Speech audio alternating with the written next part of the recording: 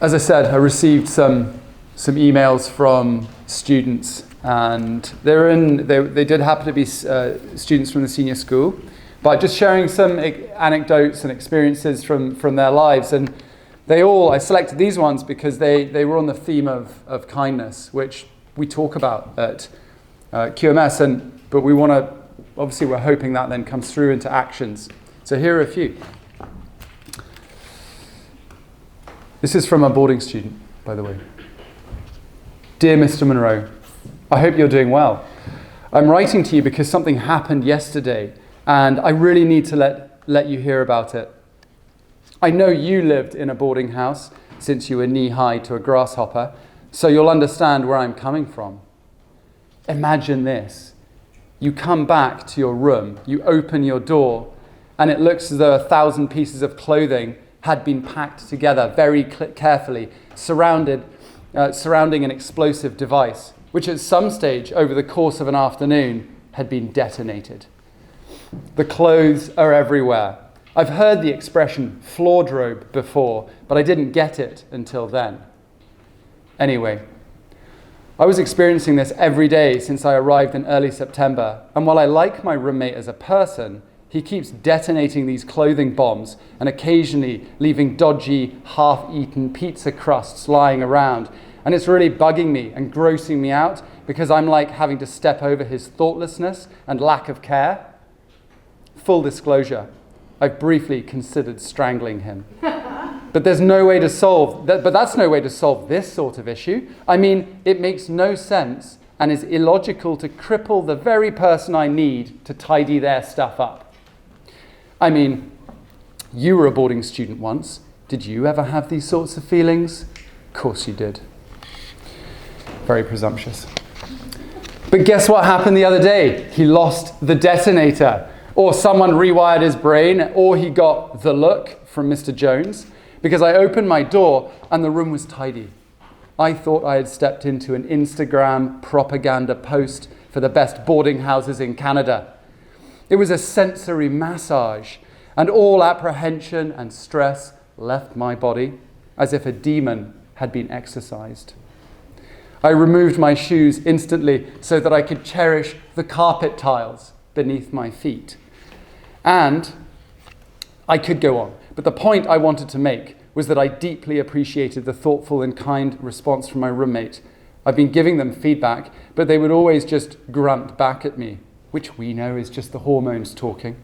And now look, this act of sensory kindness transformed my day. I hope they can keep it up, because even though a tidy shared space is not something they value highly, it means the world to me.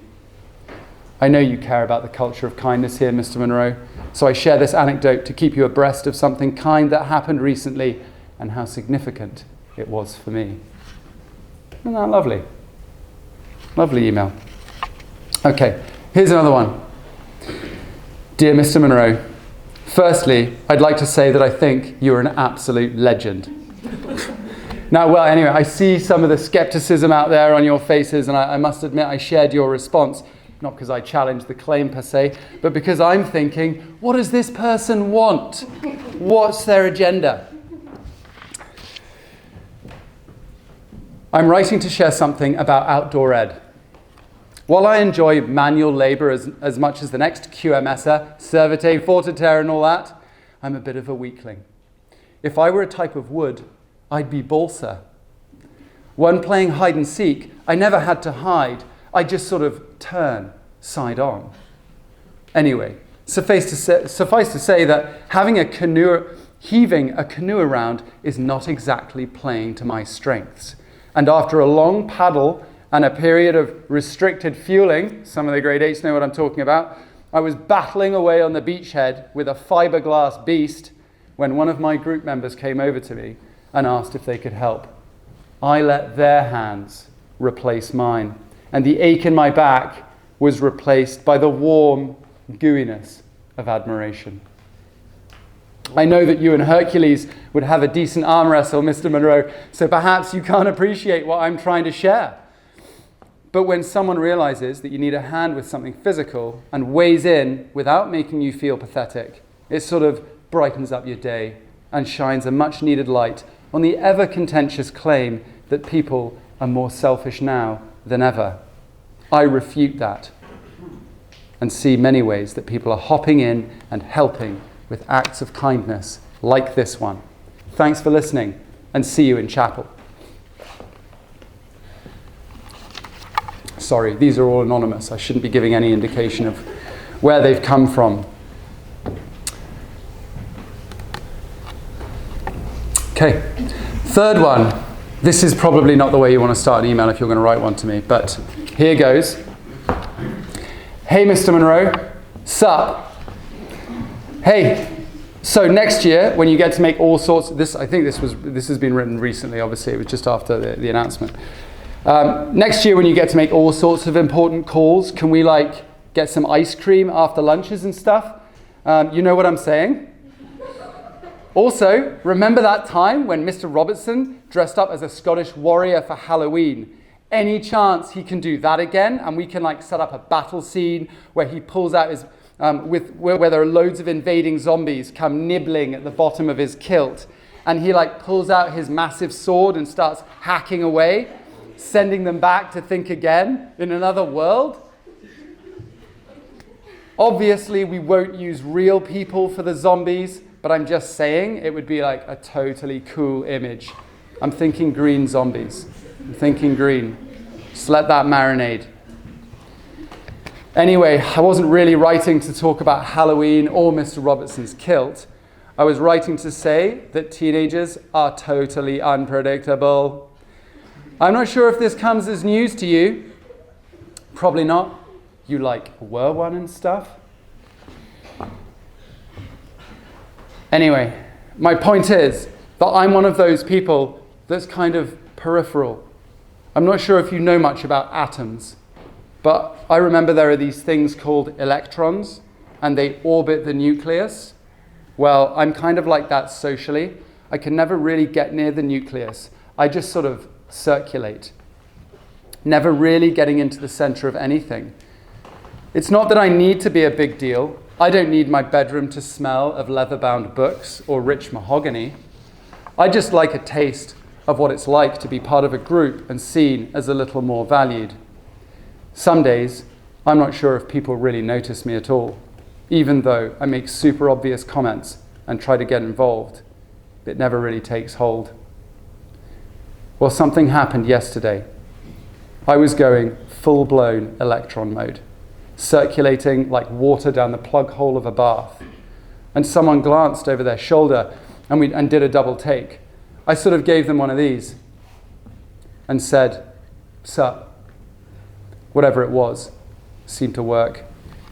They called me over and I just kind of hung out.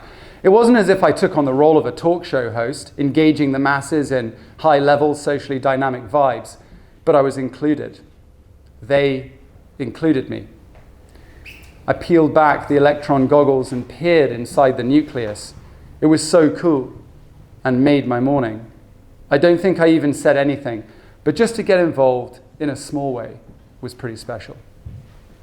Anyway, I thought I'd message because sometimes you seem like a bit of an electron to me. Maybe just work on how you greet people. Maybe say "sup" to people from time to time. But seriously, people don't know how much a small gesture of inclusion like that can make in a person's life. And it costs nothing. They put their social strategy aside for a moment to do something unselfish and generous, and it can be such a powerful thing. These are the catalysts in a community, and we need more of them. So, don't forget the important part of this message. Ice cream after lunch, right? That's my man. Laters. So when I was looking through, it's lovely to receive these sorts of emails. And if you've got any stories or if you've got an anecdote that you'd like to share, I'm very open and welcome. And my inbox would love to see it, love to read it. And as I was looking through, I thought, well, these are all about kindness. But I'd never really done any research onto kindness or realized that you could actually categorize kindness in some different ways. And that made me think that if the more aware we are of that, the more aware of how we might be able to be kind and what's our personal capacity, what plays to our own personal strengths. And so from those emails, you see the first one was a kind of a sensory kindness. So this is to do with helping with like a sort of clutter-free environment. Okay, maybe it's to do with volume. So if you're someone who plays really loud music in shared spaces and things, you just might want to think about how high you crank your volume. So things like those, the senses, the visual stimulus and things like that. So maybe you can be kind in that way, in a way that gives to other people. Physical kindness, that could be a hug, a high five, helping someone move something from one place to another. Okay, that kind of kindness. Social kindness, checking in with people, maybe inviting someone into a social group. Okay, we all know that those groups form, and we hope that they don't get to that point where they become cliques and we exclude people. So thinking how you can include someone. Mental kindness is a kindness where we listen without judgment. Maybe you help someone solve a problem, okay, or you support them through a stressful time. And then there's also creative kindness and spiritual kindness. I'll let you have a think about what some of those things might be. But there's many forms of kindness, and I just wanted you to think and reflect, okay, what might play to my strength? How do I show kindness to other people? You can all do something. You can all be an agent of kindness. You know that you appreciate it. So you know that others appreciate it too. Thank you very much.